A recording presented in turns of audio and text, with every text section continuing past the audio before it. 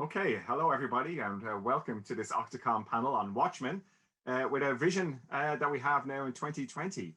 I'm joined this evening by three panelists here. Helena Nash, who's in the United Kingdom, Errick Nunnally, who's in the United States in Rhode Island, and Chris Garcia, who currently is in the Bay Area in California. Before we go any further, they're going to introduce themselves and then we'll get chatting about the Watchmen TV series and also the connections it has to the comic book series and how we feel about it now, so many years later. So first to Helena, can you tell us a little bit about yourself, please? Right, hi everybody. Yeah, my name's Helena. I live just outside London. I'm a lifelong comics geek. Full confession, I'm a Marvel kid, not a DC kid, but I did have a bit of a road to Damascus conversion with a certain comic in the mid-80s. And I've never stopped reading comics. And now it's cool now, but I've lived through the lean, hard years of hiding our secret love. And I'm now out and proud. There we are. So yeah, I read Watchmen back in what, 87, and loved it, and I watched the TV series recently. In real life, I do a lot of writing for role-playing games, pencil and paper and dice type things.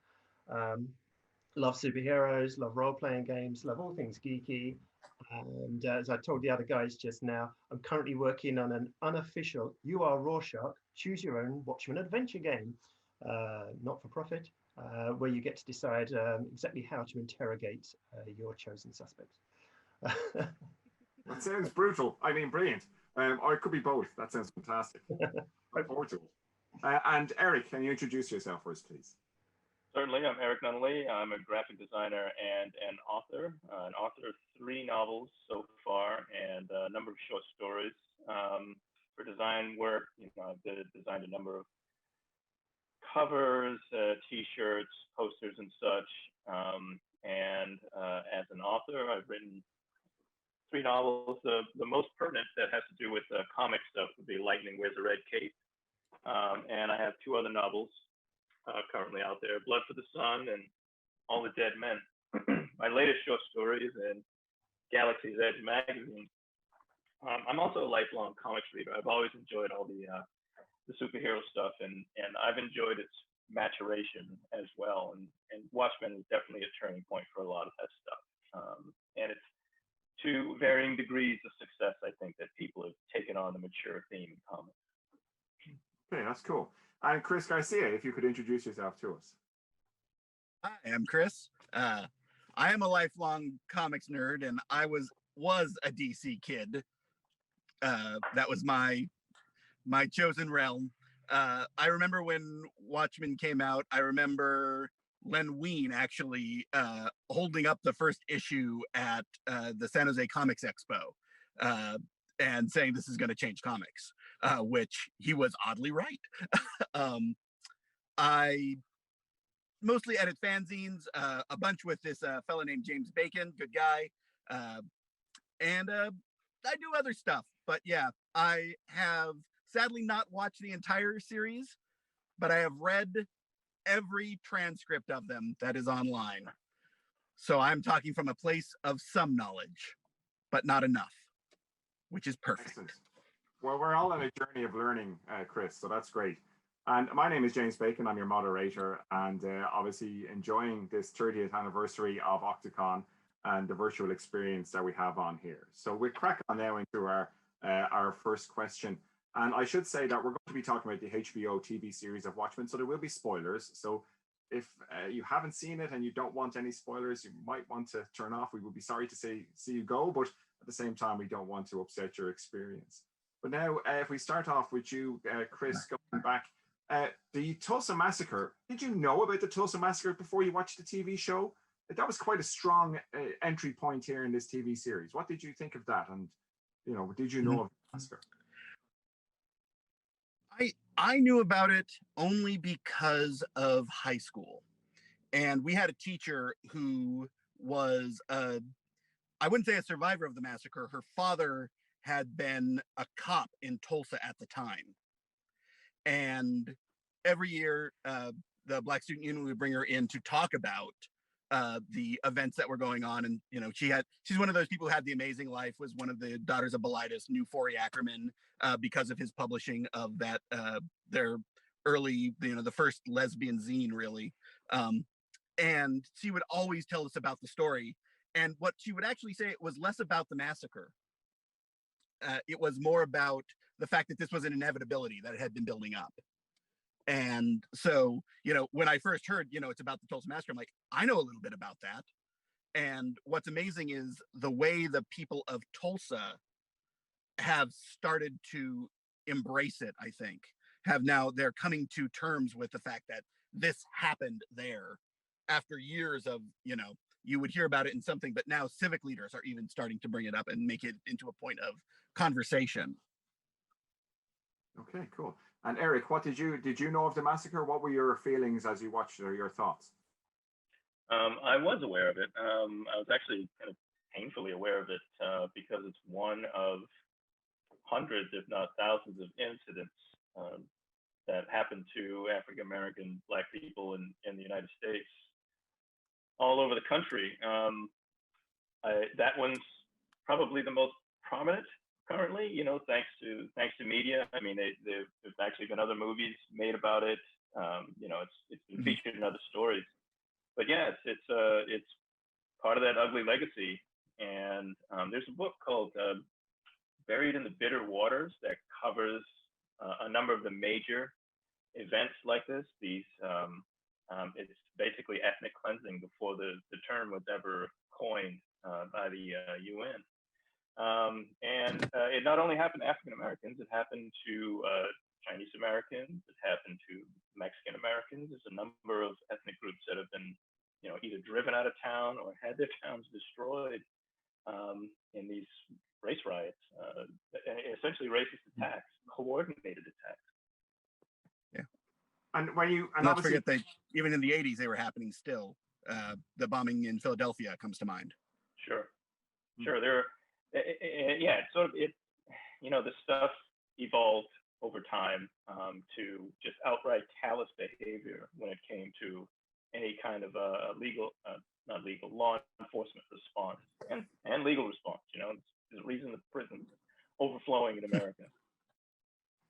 And Helena, what about yourself? Were you aware of the massacre, or what did you think as you started off the Watchmen TV series? Because obviously, for me, I was surprised that this was the starting point. Well, yeah. So we're watching it around a friend's house, and I suppose my reactions on various levels. First of all, I'm saying, why are we back in the 20s? You know, I'm here to watch Watchmen. And then we're watching this amazing opening, right, in Tulsa, and it's an incredible scene, and it's an incredibly affecting scene. But as a piece of TV, it's like, you know, that the money was on the screen. And such is the way with people watching things these days. At least one of us was on our phone checking, you know, fact checking or looking up, you know. And one of us leant around and said, this was a real thing. And we went, oh, was it? You know, and not traditionally, it's certainly not something that was taught in British high school history in the 80s. And, you know, there's a lot of things that weren't taught, and this is one of them. So yeah, it was totally news to me. And it's always interesting how it slightly readjusts your picture of history and of stuff when you find things out. I like, from British point of view, British history, I didn't know about something called the Cable Street Riots, which is, for those of you that know, is a fascinating clash between the British Union of fascists and anti-fascists in London in the East End before World War II. And you don't necessarily grow up knowing these things. You find out about them later on as an adult or sometimes as a kid. To tie it in with Watchmen, Watchmen the comic had quite a lot of genuine history woven in, which I always thought was pretty impressive when you remember that it's written by a guy in Northampton. I knew nothing about the Kitty Genovese murder, which is a thing, right? It's absolutely a thing in the comics, and it's a turning point. It's one of many turning points for Rorschach. And again, I went away afterwards. Back in the day, I didn't look it up on Wikipedia. I think I had to find out the hard way. But right, genuine thing. Woman is murdered. Nobody responds. You know, and that's a trigger to a shake-up in how law enforcement and policing works in New York. This is a long answer to me saying, no, I didn't know about the Tulsa Massacre. So yeah, it was quite an eye-opener. Well, I think that's one of the great things about this TV show. Straight away, we're learning about, well, some people are learning about something new to them. And that's always a good thing, particularly if it's, taken from an actual historical event. And I think there's nothing wrong at all with learning something new like this. But then I was still, for the start of the Watchmen TV series, for the first number of episodes, I'm like, this is a brilliant TV series. It doesn't need to call itself Watchmen. How did you feel about it, Errick, as you started watching the TV series itself? How did you feel that was it related or unrelated? So yeah, right from the first couple of episodes, it's not clear how it's related until they get to the present day, and it doesn't take long to realize that this is taking place post the interdimensional incident at the end of the Watchmen comic. But yeah, the first few episodes feel like something entirely new, and I think that's very effective in being a piece of entertainment, even though it's connected to something else. It needs to be fresh and new. So yeah, it was hard to see how it was connected, but it's very intricately done. Mm-hmm. Chris, what did you think initially as you watched it? The first few episodes, I would say. I absolutely thought that connecting it to Watchmen was the best way to get across a sense of connection to a set of ideals.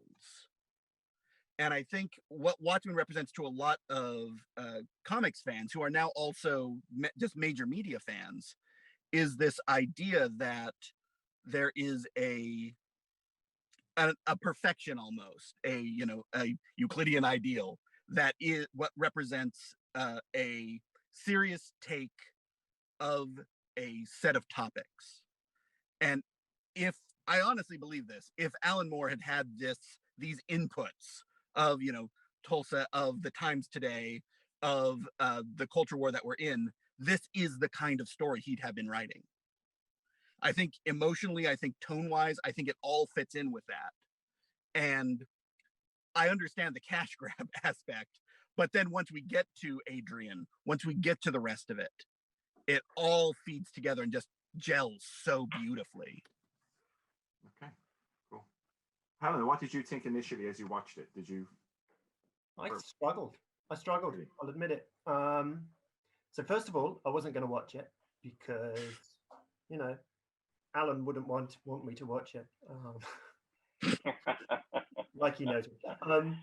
No. Okay. So, there's a bunch of folks I would think who are purists who probably thought, how dare they? Don't take Watchmen. Don't do anything with it. And I remember the pre-broadcast press. I think they tended to pitch it as a reimagining or a reframing. They were ass covering like crazy about it's a different thing. It's a different thing. So fair enough. It was, and it was those first 4 episodes are a different thing. Now I got through 2 of them, I think, initially, and I kind of turned around to the others, and I think we've already said this. This is a really good show. It's about the Tulsa Massacre. It's about police work, and it's about masked police and loads of questions they're asking about gun control, anonymity, police rights, legacy of racism, etc., etc., etc. But this isn't Watchmen. If they want to do this story, why aren't I watching something called Tulsa PD Behind the Mask, which I just made up, which I thought, which is a perfectly legit series. And I said, look, there's a squid shower, and there are little coy nods throughout the first 4 episodes. It's Watchmen. Hey, look, there's an electric car. There's a blink and you'll miss it picture of Dr. Manhattan on a TV on Mars. But I stopped watching. I thought, and quite possibly if it wasn't for lockdown, then I would not have returned to it. And I want to go, okay, give it a second go. But yeah, I think it's an odd fish. It's an odd squid. I think those first 4 episodes they are very strongly stamping their idea of the story in it, arguably at the expense of people who tuned in to watch Watchmen. And there's a lot of, I don't know, they're asking a lot for you to stick with it until episode 5, which for me is when I went, all right, A, this is Watchmen, and B, this is bloody good. Okay, we'll come to that episode 5 point in a moment, I think. Right. I totally get what you're saying there, but also I admit, for me as well, the first couple of episodes, I like that Tulsa PD behind the mat. I like that idea because for me, I was like, this is great TV. Like, it felt so on the button. And there was a lot of role reversals. We had a black police officer approaching a white guy in a car, and initially the white guy looks nervous, and I'm going, is this a role reversal? What are we seeing here? Is this an alternative history take, which of course Watchmen does play with from a science fictional perspective, comic. And then there's a lot of things which are a bit topsy-turvy. They're a bit upside down. And Angela Abar, of course, is a very strong character. And I'm like, she's amazing. Like, obviously, a brilliant portrayal. But I did think, well, where is it going? But there was something about that, I think, which is just right for now. And I think that for some reason it tapped in very much so into current events. Chris, what did you think about, like, how did that make you feel as you were watching it? I thought that once it gelled that it was Watchmen kind of as we know it, it became so much easier to latch on to the elements that were thematic. I thought there was a set of themes in the first 4 episodes in particular that carried through the whole way, but were the focus. And it's much in the same way that when you have a story you're telling, you know, Lindelof does this a lot, is uses building blocks that are thematic, that are not necessarily at the drive. If you look at things like Lost, for example, the first season and a half is thematic setup for what the rest of the series is. And I think they did it in a more compressed time frame for probably a good reason. But we'll get to that. And as it progressed, what I thought is you were finding things to hook onto for the comics fans. This obviously started when he was writing it, started as the last half of the series, of the first season. And to make that last half work, he had to go back and give us the first part. Okay, that's interesting. That's very insightful. Errick, what about yourself? What did you think as you were watching this? How did it resonate, do you think, with the current situation in the States? By looking at it as a piece of alternate history, it reminded me of the first several Wild Cards books, that series by George Martin and oh my God, why am I blanking? Melinda Snodgrass. Yeah, Snodgrass. The way it's woven in with current history, with actual history, and it doesn't so much completely alter. I mean, there are a couple of big moves in the Watchmen universe that are very alternate, but for the most part, everything is pretty consistent. So to pick up on those themes seems, perfectly natural to me and very entertaining, especially if you just know a little bit about that history. Having it woven in is just was deeply interesting to me, at least. So thematically, the things that are going on now, I think we see them as things that are happening now, in particular with the Black Lives Matter movement and all the protests that are happening beyond the borders of the United States, even. But here, it's been happening for a long time. The whole time. Yeah, ever since Reconstruction, ever since post-Reconstruction, this is kind of what it's been like. It's just not been to the attention of everybody else. Everyone in the Black community was sort of painfully aware of how this happened, but nobody else was listening. So that was also satisfying to see it being translated in the series. Like, that's one of the things about we're seeing more and more non-white creators producing content and books and movies and TV and magazines and such, and they're bringing that slightly different perspective and telling stories in those realms, and it comes across as fresher and newer, even if it is thematically the same as other things. It's nice to see that expansion. And it was nice to see in Watchmen, because the original series doesn't touch on any of those types of things thematically. I mean, I'm fairly certain that all of the characters are white, that it all takes place in a cultural space that is, familiar to everyone for very particular reasons. And it was worth expanding and to see more added to it that was at least worthy of being added to it, unlike the comics. Yeah, well, definitely the comics are of their time as well. Like, it's 1980s. It's 34 years ago. I was referring to DC's efforts to expand and weave it into things. I was like, Effort's a very generous statement there. I think that phenomenal efforts. Phenomenal. I love before Watchmen. So so I think diversification, particularly from a creative standpoint, is really good. The readers want it. We can see that when we look at award-winning writers and award-winning creators, and people have a different perspective and a story to tell. I think that's really good to hear. Obviously, also performances to watch, which is really quite good. But now, stepping forward then to that sort of maybe point around episode 5, Helena, coming back to you there, what changed at that point then for you?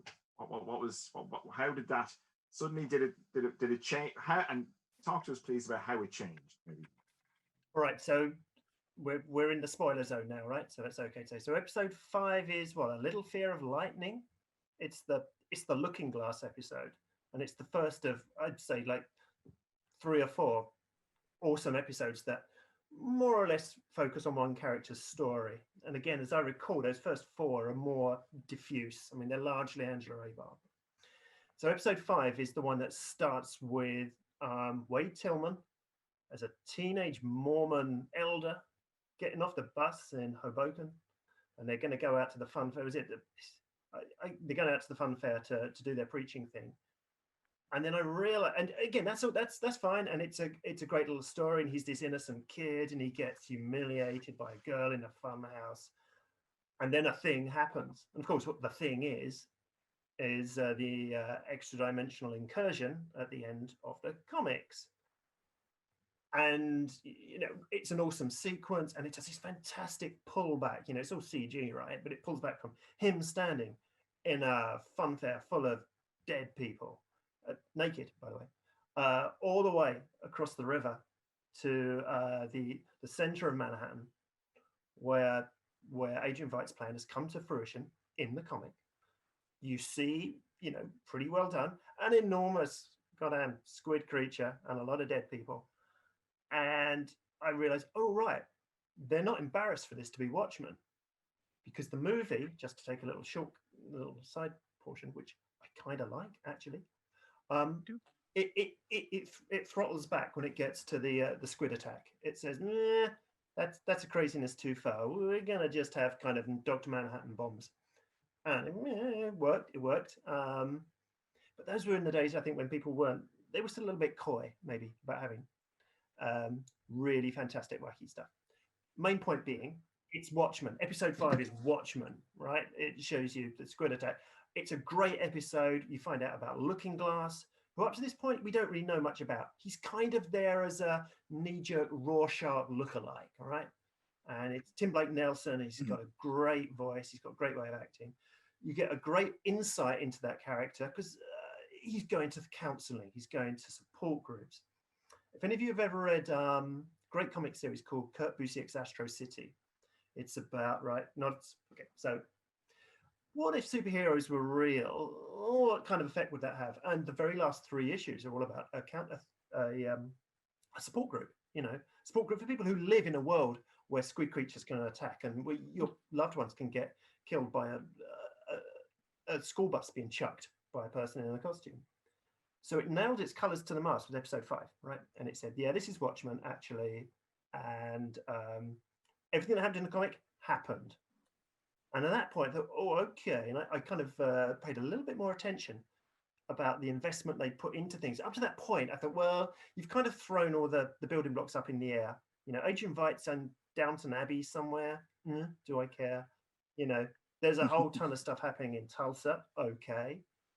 But that reminded me from that point on that this is Watchmen, and they were clearly, the HBO, Lindelof, etc., were clearly not afraid to dive headfirst into that and to acknowledge the source material. And that continued with the next episode, which I'll talk about shortly if you want me to. But yeah, so number 5 was the turning point because it stood up and outed itself with a great big Watchman on its head, which I quite like. Okay, good. Chris, what did you think at that stage? Did you feel sudden connection that Helena felt, or had you seen this coming? Like, were the little droplets of little mini squids sort of a hint to what would come? Oh, absolutely. And it's, when you look at the way the series progresses towards the finish, had you gone any sooner with the realization that, oh my God, this isn't a reimagining, this is a continuation on both ends of the universe that, you know, the interdimensional event happened in. And, you know, what I actually love about episode 5 is how many references there were to Hiroshima and Nagasaki. Okay. And just little shots that are straight out of war photography. Just like, oh wow, the dead people at the carnival. So great example. Like that whole world that they made. And what happened there, though, that I really think is important is at that point, the characters and I don't want to say the political agenda, but the politics of how the series is going through become so much more clearly defined within their universe. And how it touches on that alternate universe thing is really, really fascinating. I liked it. Okay, well, that's good. So, Errick, what about yourself at that stage at episode 5? Was that a turning point for you too, or where did things start to turn, or was there even a need for a turning point? Yeah, episodes 5 and 6, I thought were absolutely necessary in that they were sort of breadcrumbs from the comic series spread up till that point. But I think definitely the creators wanted the viewer to be invested in the story they were telling and not like a rehash of the comic book or anything like that. But in 5 and 6, it's a clear indication, like there's no question that this is a continuation of the comic. And the thing that I really liked about 5, you know, besides the explanation of Glass, who's a very mysterious character as it begins, who's like the Rorschach type character, and the more you get to know him, the more pity maybe you feel for this person. It's the same with Rorschach, because you find out just how damaged he is about halfway through the comic. But seeing the depiction of the squid attack at the scale that's not depicted in the comic, I thought actually helped a lot in the broader context. Like in the comic, you know, the big squid, it drops on New York, right? So New York, the center of the comic book universe, all too often. But I think this was the outskirts of New Jersey, and you start to get the sense of how big and what the cost of this event was. It wasn't just this organism dropped on New York. It was a total psychic event as well that damaged people. And you get to see what that damage is personally with Glass and how that played out. So, but yeah, between episodes 5 and 6, seeing the total connection between these current characters and the comic, you know, I thought it was great to lock the whole thing into that universe, so you know what you're looking at. You're not looking at a rehash. You're looking at not a retelling or anything, but a continuation. Like what happened next, which is interesting. Yes, and I think they did it very well. And I think there's definitely, I felt sucked in by that stage. I was here. I was enjoying this TV series about sort of Tulsa police and the elements that were there, and also the historical stuff. And it was very exciting and interesting for me, even though I kept sort of saying, this could be its own TV series. I really wish they didn't have the Watchmen. I went, oh my God, now this makes sense. Because of course, Adrian set out to save the world. And in doing so, he damaged and hurt lots and lots of people. And it's like you know, he had this ideal, this aspiration, I suppose, in the comic, and we never really investigate, you know, the collateral or the damage that occurred. And it's like this is 2019 when the TV series is set. So, you know, we're sort of, here we are, you know, 30 plus years later, and we've got a guy, a grown man who is petrified of what's going to happen and protects himself and all that sort of stuff. So I thought that suddenly made so much sense. And I'm like, although I did also wonder what other connections were happening. And then that brings us on. So what do we think about the hooded justice aspect then? How did you respond to that? Helena, what did you think then? Like, you know, we had this idea. I thought I knew who hooded justice was. And then suddenly it's like, we've got a new version, and it was, well, I was excited by it. So what did you think? Yeah, so that's episode 6, This Extraordinary Being, which I only realized yesterday because I was doing my homework, I was rereading the book. That's a line from the text pieces at the back of the original comic.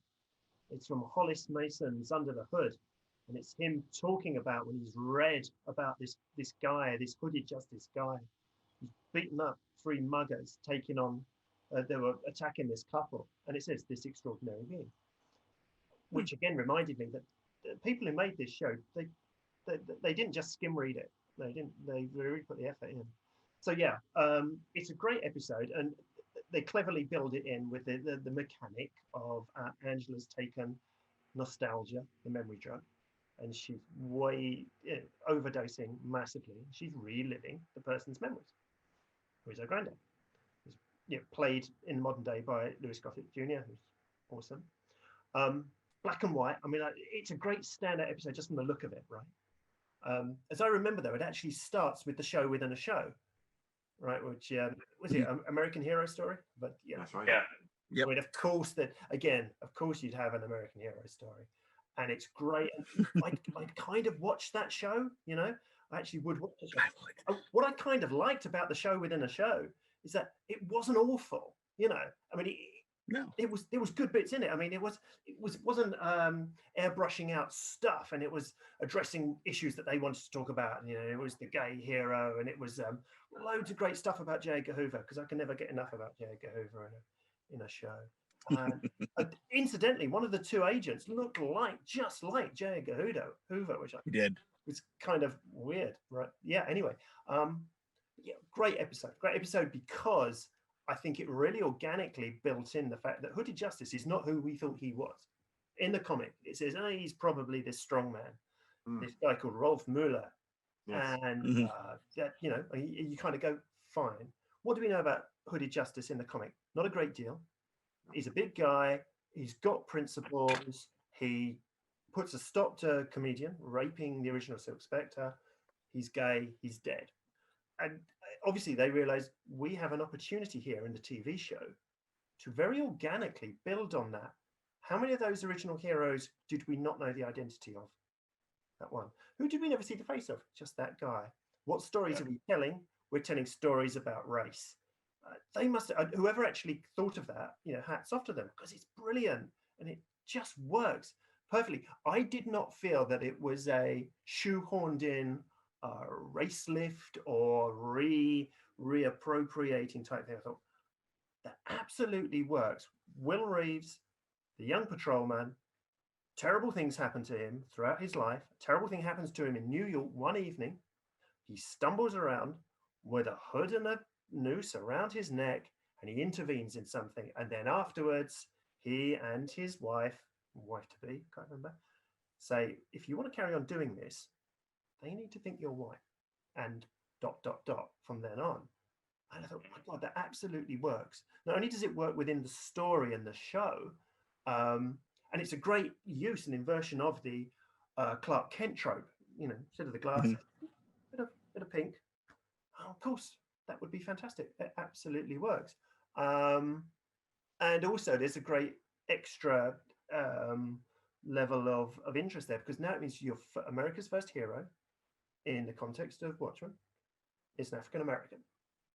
Nobody knew it, but he was, and is awesome, generally speaking, I have to say. And no, I loved that. You know, I would have loved to have seen more 1940s Minutemen action, maybe, because I thought it was great. It was a very neat idea the way they wove that in, and I also liked it. That particular character they have a son, and you start to see over time the damage that it's doing to his son. Yeah. He's very concerned about that. And speaking of the documentary Behind the Mask, it reminded me of like Verhoeven does this in some of his movies, where it looks like parody or it's just a colorful bit, but it's really a critique of American media or media in general, and how so a lot of people found out about the Tulsa Massacre from the first episode. Within the story itself, people are learning about these heroes from this documentary that's inaccurate. So it's that type of thing where like we're relying on media to tell its history when there's so many other richer and more factual ways to find out about it. That it just blew my mind that they went ahead and they made that character African American, and there were little hints dropped, but I didn't believe it, and they sort of proved the conceit once episode 6 rolls around, because the Reeves in the wheelchair, he's at one point he says, "Don't I look like I can lift 100 pounds?" And little things like that, like how strong I used to be and how what I was like before. You have no idea. It's the same in the comic. Like I really feel like the same way. Like they combed the comic and they looked for not holes but gaps that they could fill in and expand on, and like you really can't question it. There's nothing in the comic that says no. So it was sort of, as much as it's a good piece of work in the present, it honors the comic really well. It doesn't trample on anything that existed before. It just expands. It literally expands on the same concepts and adopts the same types of themes throughout. Neat. Yeah, quite a twist. Yeah. And what is more Alan Moore, and honestly more Shakespearean, than the piece within the piece, the metatextual aspect of examining the piece that you're looking at through the lens of something that exists as a piece of popular culture within that universe. And it causes, there's that feedback that happens is, oh, I'm enjoying this thing that takes place in a universe that's not my universe, but it's accurately reflecting my universe. And that whole interplay is just phenomenal. That's actually probably the takeaway I would have, is that switch that happens right there that feels just so right. I don't think I ever saw an Alan Moore reaction to this. Was there one? Like he reacted negatively to everything else, but there'll be a lot of swearing. I have no idea, but my understanding is that Alan doesn't have anything to do with any of these products anymore, and ignores them and pays no attention to them, which of course is a real shame, because he's a very decent person. He's a great supporter in Northampton of local people and of local artists, and he speaks quite strongly on, I think, to a number of matters, particularly locally to him. And I would have thought he might have liked it, but the problem is that, of course, he feels that the story has been possibly stolen from him, and that's the problem, and the challenge then for fans. Helena, you even said that you weren't sure whether you weren't possibly not going to watch it, and I would have said that actually for many fans, the hooded justice element was actually quite exciting and accepted straight away. It was not something that there was. The fans didn't turn around and say, "Oh, this is a dreadful portrayal" or something else. A lot of them really took it on board. And then, of course, Dr. Manhattan is another change then. So what do we think of that, Helena, as you were watching this? What did you think of the Man on Mars?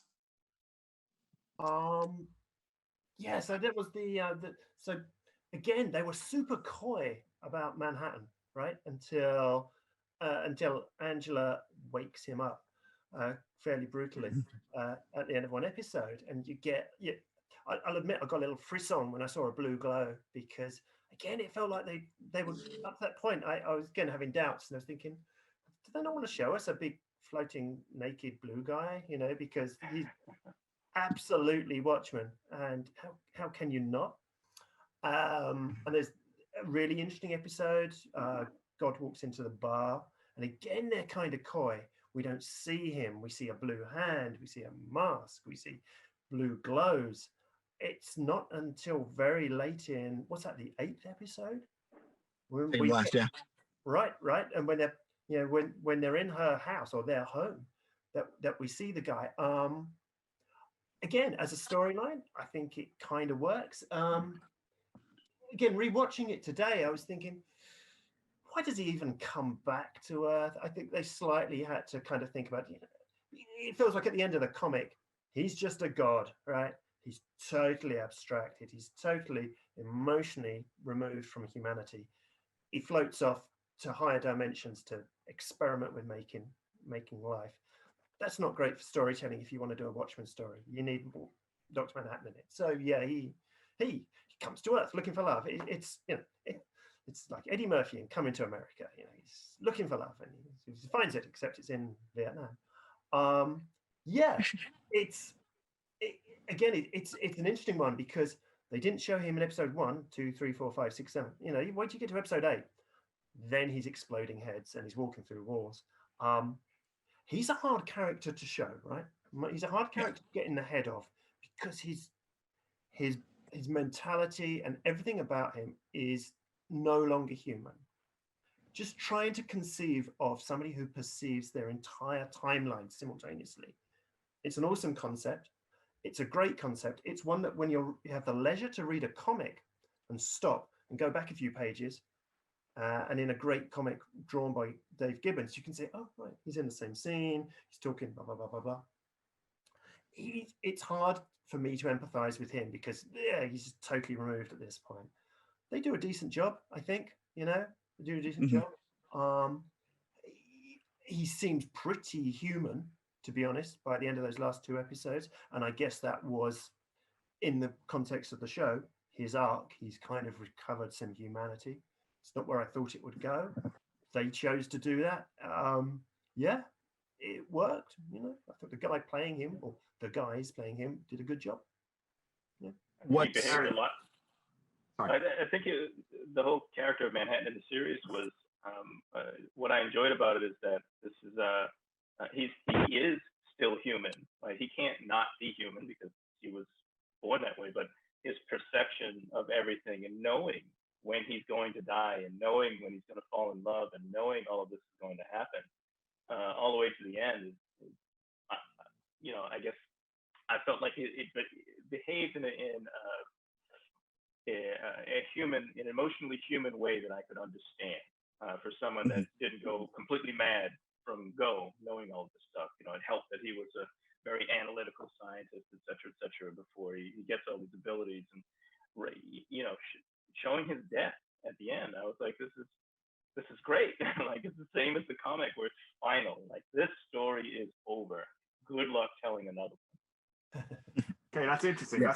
I'll let Chris go next because I do have a question now to lead on there, and we've also been asked a couple of questions. We've only got about 5 minutes to go, would you believe? So, Chris, no. I know. I thought that a God Walks Into the Bar is possibly one of the best science fictional TV episodes I've ever seen. Right up there. I just have to say that. Like, I just thought it was amazing. Angela Abar is amazing anyhow, but I just, as a character, played by Regina King, but I just thought that this was a great piece of TV. But Chris, Dr. Manhattan? Every religion that has a God figure that is not present, so let's get rid of Amshamrikyo and all the cults, they all talk about them coming back. And that's when things will happen. And that's what we're seeing. And that big picture idea blowed my mind. And it's interesting. I thought the reason he came back was because he knew there was going to be a moment, which was quite late, obviously, when he knew he loved Angela. And I thought that was... He had no choice. He had no choice. No choice. And I thought that was she was part of him regaining humanity, or his inner humanity, which possibly never left him, because throughout the comic, he walks away from humanity, like particularly the comedian exposes it. But but we've got not much time left, so we've got a couple of good questions here. But I'm going to go with one of them, which I hopefully we have time for. So, how much scope is there for more seasons? So, Errick, I think you might feel strongly on this. I do. I don't think there should be more seasons. Like I said, I feel like the what they did thematically matched what they did with the comic.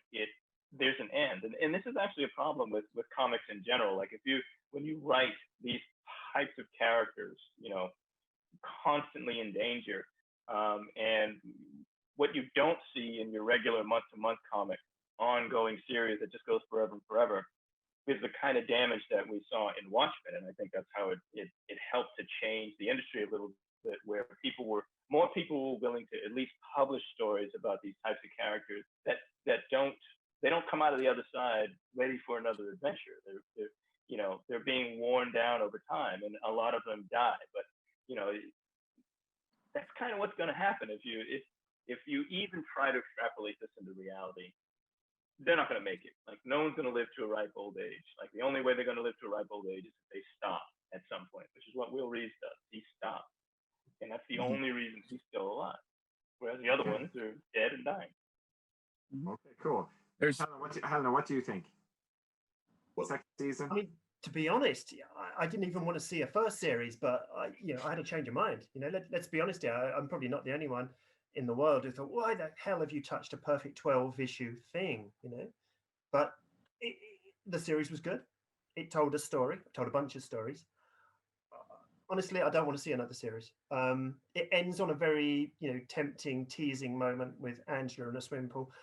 I have no interest in seeing Sister Manhattan at all, and they'd be crazy because, again, you're back to the problem of having a god in it, and what do? The only thing you can do is river back from that, and you're going over old ground. Yeah, fair play to them for doing it, and for convincing cynical persons such as myself that they could tell a story that was both Watchmen and its own thing. Be extra brave and don't do another one, and just leave it. And I think it will leave a stronger legacy for just having been its thing for 9 episodes. Chris? I love how wrong you both are. No, we need more, because literally because you tied up so many loose ends, you have to give more. And in particular, what you have to give are where those loose ends came from. We need a full Minuteman series. Oh. More than anything. And honestly, I want a Red Scare series. I did want to know more about the other cops. Yes. Yeah. Red Scare particularly. I like to think he's not a broadly accented Russian man at all. And that is. I think you're right. And Panda, what's going on there? There's lots of intrigue still to pull apart. But I'm afraid we had a good question about whether, and I just ask a sort of a yes, no, because somebody wondered whether the TV series would be a good jumping on point for the comic. And I don't know. My approach would be to say that I think you'd want to, I don't know. That's an interesting question. Yes or no? It's difficult. They pulled the curtain back. Like it's over. Yeah. I don't know. It's a hard question. Yeah, that's a tough one, actually. Yeah, I'm not sure.